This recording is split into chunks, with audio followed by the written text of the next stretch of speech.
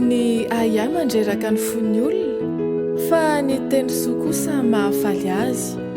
Oabolana 12 ny andininy 520.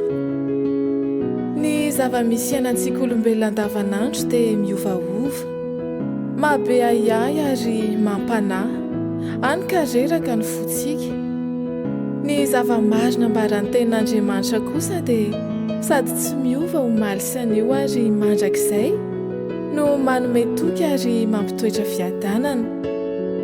Ilayntsika noho izany ny teny soa satria io no mahafaly ny fo, fa hoy ny soratra masina.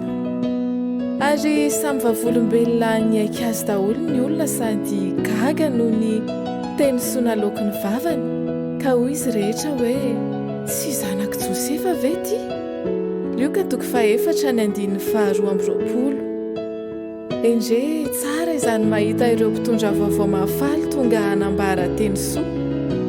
Romanina 10:5-10.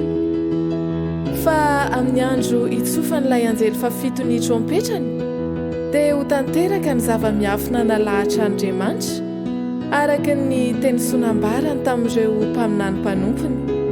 Apokalipsy 10:7.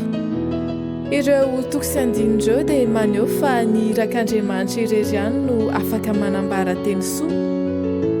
Mirakitra fahamarinana azo antoka izay afaka mamakivaky vanim-potoana sy toerana samihafa ary mitondra ho amin'ny fahavelomana mandrakizay manko ny afatra avy amin'Andriamanitra. Koa ny teny soa na ny filazantsara dia fanambaranany amin'ny Jesosy Kristy izay maty noho ny fahotantsika ary nitsangana tamin'ny maty ka velona mandrakizay sady manome fiainana mandrakizay ho an'izay rehetra mino azy.